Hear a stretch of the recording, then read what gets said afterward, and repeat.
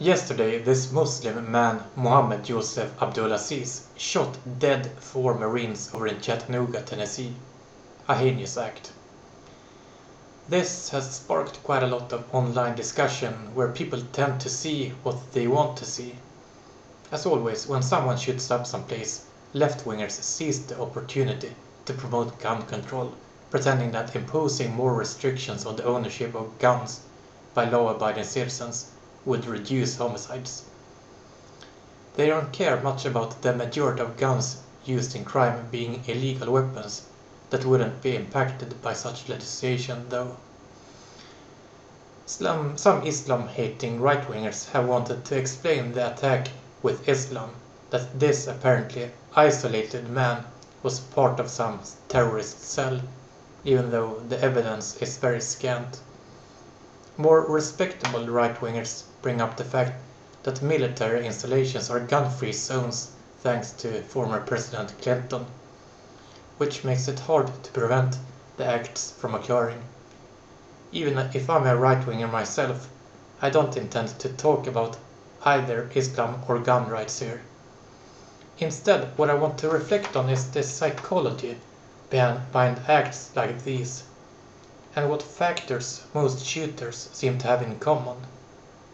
Certainly, it's not good to bring attention to acts like these and the people behind them, since you may encourage copycats by doing so. And I don't intend to try to glamorize them or provide them a platform for their personal beliefs. What I'm really doing here is objectifying them and studying them. The main reason I believe America has suffered so many public massacres lately is because of the sense of entitlement people growing up in this society adopt. They're showered with images of the rich and celebrities and told that that's the only thing that matters in life, being rich and well known, which results in immense status competition at a time when it appears that ever fewer people which will reach their goals in life due to society and the economy disintegrating more and more, which causes the bubble to burst for some people, and they decide that it's better to go down in a blaze of glory than to endure an existence they don't want. In the news, Abdulaziz has been portrayed as a nearly model citizen from a model family. The family are well-respected people, and he himself has a degree in a technical subject. Not only that, but he's an athlete too, having competed in both wrestling and mixed martial arts.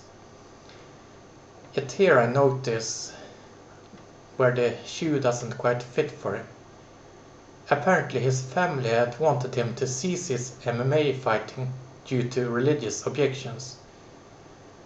So the thing that appeared to have been his number one hobby was denied him. I think this may have damaged his sense of identity, seemingly not getting the approval he wanted no matter what he did. It's quite common that families that immigrate to America and know that they face possible antipathy want to make sure that they have a perfect facade and that their children serve as trophies for them. In such cases, the needs for the family to come across as respectable easily trumps the individual needs of the children. This spring, it appears he started to self-destruct, getting a DUI and having a car that the officers arresting him thought reeked of weed. I've read reports that he appeared to have gone overseas to certain Arab countries too, probably in search of routes that he could relate to, which he didn't appear to do to his family. He probably never fit into the life they had wanted to structure him into. I've seen other cases like these before. Back in December of 1992, a Chinese immigrant by the name of Wayne Law shut up his school in Massachusetts in a similar public massacre, killing 2 people. Law had a lot of in common with Abdulazeez. They had both immigrated to America as children, with highly established and well-off families, enjoying a prosperous life and getting praise for their accomplishments. For Law, it was from him being a musical prodigy, playing classical piano. But toward the end of his teens, Law started to rebel against the life staked out for him. Whereas his peers appeared to enjoy nothing but freedom, Law's parents made sure he didn't have much of that, only obligations. So he started acting aggressive, apparently envious over other people's freedom, calling for homosexuals to be put in concentration camps, etc., and making similar aggressive statements. Soon enough, his rage had reached a boiling point, and he got a rifle and shot as many people as he could. Thankfully, only 2 people ended up dead that time though, and Law ended up serving life without the possibility of parole. I see lots of similarities in not only the family structure of these individuals, but also of their personalities. This guy Law has repeatedly tried to portray Chinese as a persecuted minority in America, and Abdulazeez in his high school yearbooks stated this: "My name causes national security alerts, what does yours do?" That's a light-hearted joke, of course, but it still gives you a sense that he wanted to present himself as an oppressed minority. America has seen a lot of public massacres the last 2 decades, and the most contributing factor, I believe, is narcissism. That it's so expected of people to prove themselves as individuals, and that the only thing that appears to matter is whether people know your name. For the narcissist, if that person can't reach his fame in a respectable way, he will go for more despicable ways. I also see narcissism in the families of both parties in these 2 separate incidents, wanting to come across as nothing but perfect. Hence, in my opinion, in both cases, both the shooter themselves and their families contributed to these heinous acts. So what are the solutions society needs in order to prevent things like these from happening?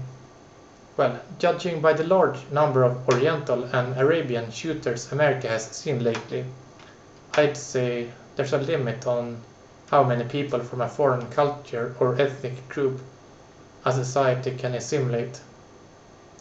If you keep on absorbing foreigners, the attempts of the community to assimilate them will inevitably fail, and you will have these immigrant outcasts potentially shooting up places.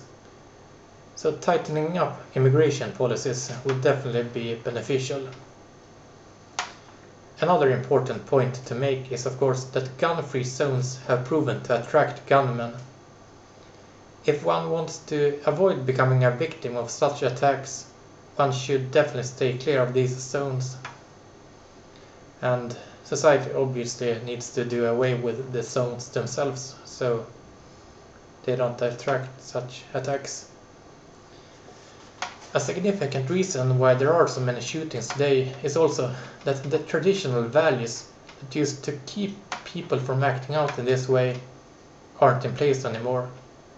If people don't get what they want, they have meltdowns and express their dissatisfaction, which easily leads to chain reactions that tear up the cohesion in society. If one would be able to return to these values, such acts could potentially be deflected. The 4th suggestion would be something that Christians won't like, but that would naturally save many innocent lives, namely euthanasia. If people that didn't want their lives could be offered assisted suicide rather than potentially carrying out a public massacre, innocent people wouldn't have to die. So As radical as it may sound, it would definitely be a constructive solution. Well, hope you've enjoyed these thoughts. I can't say I've done much video blogging lately, but with this incident having occurred, I thought I'd try to make a video and see what response it gets.